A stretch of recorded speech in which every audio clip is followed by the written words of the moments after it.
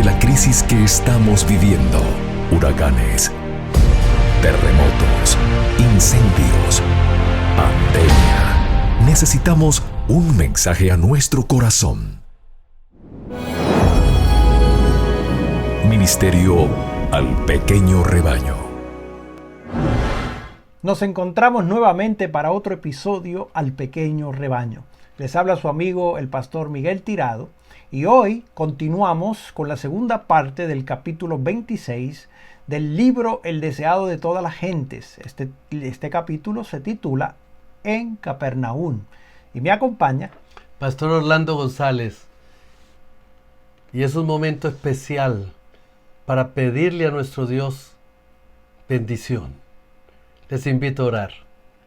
Eterno y amado Padre, trae el gozo de la salvación a nuestros corazones, pero también la seguridad de que nuestras aflicciones y dificultades en tus manos serán liberadas y traerán a nosotros paz del cielo. Por lo tanto, te pedimos que bendigas este estudio en el nombre de Jesús. Amén. Amén. En nuestro capítulo anterior vimos cómo mientras Jesús estaba dialogando con la gente en Capernaum, aparece un endemoniado y este endemoniado lo declara como el Hijo del Altísimo.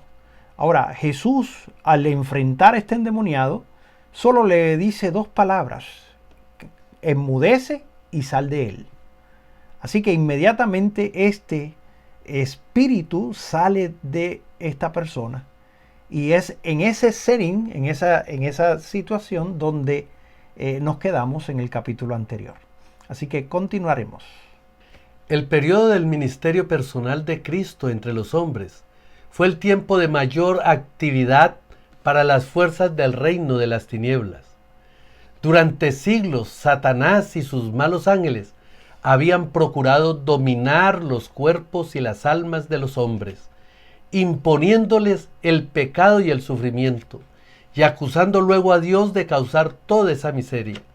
Jesús estaba revelando a los hombres el carácter de Dios, estaba quebrantando el poder de Satanás y liberando sus cautivos.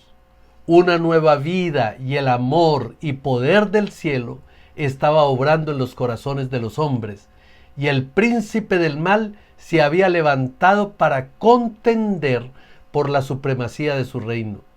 Satanás había reunido todas sus fuerzas y cada paso se oponía a la obra de Cristo. Así sucederá en el gran conflicto final de la lucha entre la justicia y el pecado. Mientras bajan de lo alto nueva vida, luz y poder sobre los discípulos de Cristo, una nueva vida surge de abajo y da energía a los agentes de Satanás. Cierta intensidad se está apoderando de todos los elementos terrenos, con una sutileza adquirida durante siglos de conflicto. El príncipe del mal obra disfrazado. Viene como ángel de luz y las multitudes escuchan a espíritus de error y a doctrinas de demonios. En los días de Cristo, los dirigentes y maestros de Israel no podían resistir la obra de Satanás. Estaban descuidando el único medio por el cual podrían haber resistido a los malos espíritus. Fue por la palabra de Dios como Cristo venció al maligno. Los dirigentes de Israel profesaban exponer la palabra de Dios, pero la habían estudiado solo para sostener sus tradiciones e imponer sus observancias humanas. Con su interpretación le hacían expresar sentidos que Dios no le había dado. Sus explicaciones místicas hacían confuso lo que Él había hecho claro. Discutían insignificantes detalles técnicos y negaban prácticamente las verdades más esenciales. Así se propalaba la incredulidad. La palabra de Dios era despojada de su poder y los malos espíritus realizaban su voluntad. La historia se repite. Con la Biblia abierta delante de sí y profesando reverenciar sus enseñanzas, muchos de los dirigentes religiosos de nuestro tiempo están destruyendo la fe en ella como la palabra de Dios. Se ocupan en disecarla y dan más autoridad a sus propias opiniones que a las frases más claras de esta palabra de Dios, que pierde en sus manos su poder regenerador. Esta es la razón por la cual la incredulidad se desborda y la iniquidad abunda. Una vez que Satanás ha minado la fe en la Biblia, conduce a los hombres a otras fuentes en busca de luz y poder. Así se insinúa. Los que se apartan de la clara enseñanza de las Escrituras y del poder convincente del Espíritu Santo de Dios están invitando el dominio de los demonios. Las críticas y especulaciones acerca de las Escrituras han abierto la puerta al espiritismo y a la teosofía, formas modernas del antiguo paganismo, para que penetren aún en las iglesias que profesan pertenecer a nuestro Señor Jesucristo. Al par que se predica el Evangelio, hay agentes que trabajan y que no son solo sino intermediarios de los espíritus mentirosos. Muchos tratan con ellos por simple curiosidad, pero al ver pruebas de que obra un poder más que humano, quedan cada vez más seducidos hasta que llegan a estar dominados por una voluntad más fuerte que la suya. No pueden escapar de ese poder misterioso. Las defensas de sus almas quedan derribadas. No tienen vallas contra el pecado. Nadie sabe hasta qué abismos de degradación puede llegar a hundirse una vez que rechazó las restricciones de la palabra de Dios y de su Espíritu. Un pecado secreto o una pasión dominante puede mantener a un cautivo tan impotente como el endemoniado de Capernaum. Sin embargo, su condición no es desesperada. El medio por el cual se puede vencer al maligno es aquel por el cual Cristo venció: el poder de la palabra. Dios no domina nuestra mente sin nuestro consentimiento, pero si deseamos conocer y hacer su voluntad, se nos dirige su promesa: conoceréis la verdad y la verdad os hará libres. Si alguno quiere hacer su voluntad, conocerá de mi enseñanza. Apoyándose en estas promesas, cada uno puede quedar libre de las trampas del error y del dominio del pecado. Cada hombre está libre para elegir el poder que quiera ver dominar sobre él. Nadie ha caído tan bajo, nadie es tan vil que no pueda hallar liberación en Cristo. El endemoniado, en lugar de oraciones, no podía sino pronunciar las palabras de Satanás. Sin embargo, la muda súplica de su corazón fue oída. Ningún clamor de un alma en necesidad, aunque no llegue a expresarse en palabras, quedará sin ser oído. Los que consienten en hacer pacto con el Dios del cielo no serán abandonados al poder de Satanás o a las flaquezas de su propia naturaleza. Son invitados por el Salvador: echen mano de mi fortaleza y hagan paz conmigo. Sí, que hagan paz conmigo. Los espíritus de las tinieblas contenderán por el alma que una vez estuvo bajo su dominio, pero los ángeles de Dios lucharán por esa alma con una potencia que prevalecerá. El Señor dice: será quitada la presa al valiente, o libertaráse la cautividad legítima. Así empero dice Jehová: cierto, la cautividad será quitada al valiente, y la presa del robusto será librada, y tu pleito yo lo pleitearé, y yo salvaré a tus hijos. Mientras que la congregación que se hallaba en la sinagoga permanecía muda de asombro, Jesús se retiró a la casa de Pedro para descansar un poco. Pero allí también había caído una sombra. La suegra de Pedro estaba enferma de una grande fiebre. Jesús reprendió la dolencia y la enferma se levantó y atendió las necesidades del maestro y sus discípulos. La noticia de la obra de Cristo cundieron rápidamente por todo Capernaum. Por temor a los rabinos, el pueblo no se atrevía a buscar curación durante el sábado. Pero apenas hubo desaparecido el sol en el horizonte, se produjo una gran conmoción. De las casas, los talleres y las plazas, los habitantes de la ciudad se dirigieron hacia la humilde morada que albergaba Jesús. Los enfermos eran traídos en sus camas, venían apoyándose en bastones y sostenidos por amigos, y se acercaban tambaleantes y débiles a la presencia del Salvador. Durante horas y horas llegaban y se iban, porque nadie sabía si al día siguiente encontrarían al médico, todavía entre ellos. Nunca antes había presenciado Capernaum un día como ese. Llenaban el aire las voces de triunfo y de liberación. El Salvador se regocijaba por la alegría que había despertado. Mientras presenciaba los sufrimientos de aquellos que habían acudido a él, su corazón se conmovía de simpatía y se regocijaba en su poder de devolverles la salud y la felicidad. Jesús no cesó de trabajar hasta que el último doliente hubo quedado aliviado. Y ya era muy avanzada la noche cuando la muchedumbre se fue, y el silencio descendió sobre el hogar de Simón. Había terminado el largo día lleno de excitación y Jesús buscó descanso. Pero mientras la ciudad estaba aún envuelta por el sueño, el Salvador se levantó muy de mañana, aún muy de noche, salió y se fue a un lugar desierto y allí oraba.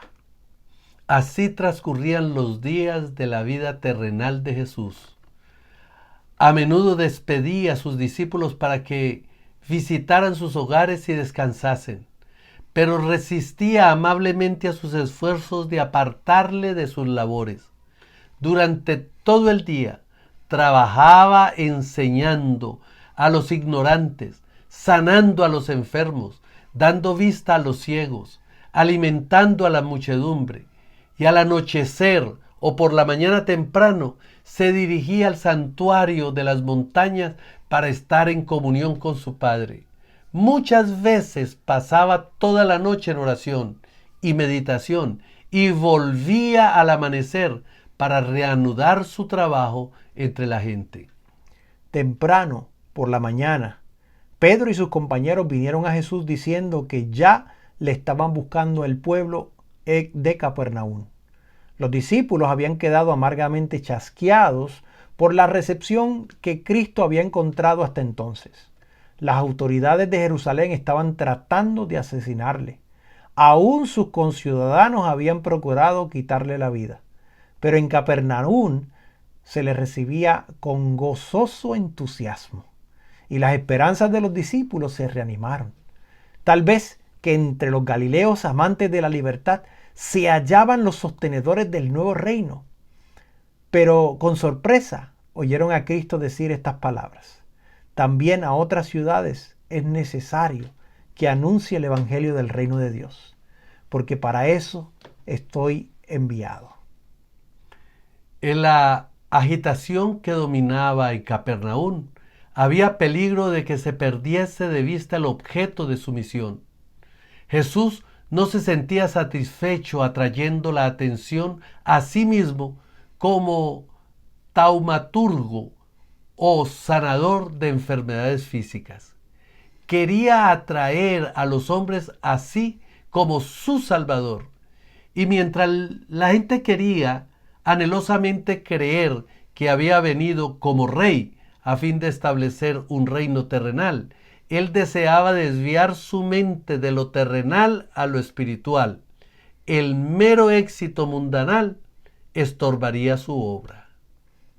Y la admiración de la muchedumbre negligente contrariaba su espíritu. En su vida no cabía manifestación alguna de amor propio. El homenaje que el mundo tributa al encubrimiento, las riquezas o el talento era extraño para el Hijo del Hombre. Jesús no empleó ninguno de los medios que los hombres emplean para obtener la lealtad y el homenaje de los demás. Siglos antes de su nacimiento había sido profetizado acerca de él. No clamará, ni alzará, ni hará oír su voz en las plazas. No quebrará la caña cascada, ni apagará el pábilo que humeare. Sacará el juicio a la verdad. No se cansará ni desmayará hasta que ponga en la tierra juicio. Los fariseos procuraban distinguirse por su ceremonial escrupuloso y la obstinación de su culto y caridad. Mostraban su celo por la religión haciendo de ella un tema de discusión. Las disputas entre las sectas opuestas eran vivas y largas, y era frecuente oír en las calles voces de controversia airada entre sabios doctores de la ley. La vida de Jesús ofrecía un marcado contraste con todo esto. En ella no había disputas ruidosas, ni cultos ostensivos, ni acto alguno realizado para obtener aplausos. Cristo se ocultaba en Dios, y Dios era revelado en el carácter de su Hijo. A esta revelación deseaba Jesús que fuese atraída la atención de la gente y tributado su homenaje. El sol de justicia no apareció sobre el mundo en su esplendor para deslumbrar los sentidos de su gloria. Escrito está de Cristo, como el alba está aparejada su salida. Tranquila y suavemente la luz del día amanece sobre la tierra, despejando las sombras de las tinieblas y despertando el mundo a la vida. Así salió el sol de justicia, trayendo salud eterna a sus almas. Venid a mí, dice el Señor. Lo que más anhela nuestro Salvador es que podamos tener paz profunda en nuestra vida al haberle aceptado como nuestro Redentor, como nuestro Salvador y como nuestro sustentador. Lo que más anhela Él es que podamos tener intimidad para que su gloria nos inunde y nos use para transbordarla a los demás. Amén. Te invito en este momento para que dejes que su gloria, su mansedumbre y su paz y su amor nos tome y nos use para estar con Él para siempre. Les invito para que reconfirmemos ese deseo en una palabra de oración. Oremos. Amoroso Padre. Señor, el ministerio de Jesús en Capernaún, nosotros, Señor, quedamos admirados, sorprendidos de cómo fue desarrollado de tal manera que fueran abiertos los ojos a aquellos que no podían ver más allá de la palma de su mano. Señor, abre nuestro corazón, abre nuestros ojos, que nosotros podamos distinguir cómo Satanás quiere engañarnos y que podamos, Señor, ver tu carácter tal cual es. De manera que podamos, Señor, en gozo y alegría, amarte y agradecerte por la liberación que tú nos ofreces a través de tu Santo Espíritu. Agradecidos por tu bondad y misericordia que no merecemos, te lo pedimos todo en el nombre de Jesús. Amén. Amén. Te invito a suscribirte a nuestro canal y a compartir este mensaje con tus amigos. Esto ha sido un mensaje al pequeño rebaño. Dios te bendiga.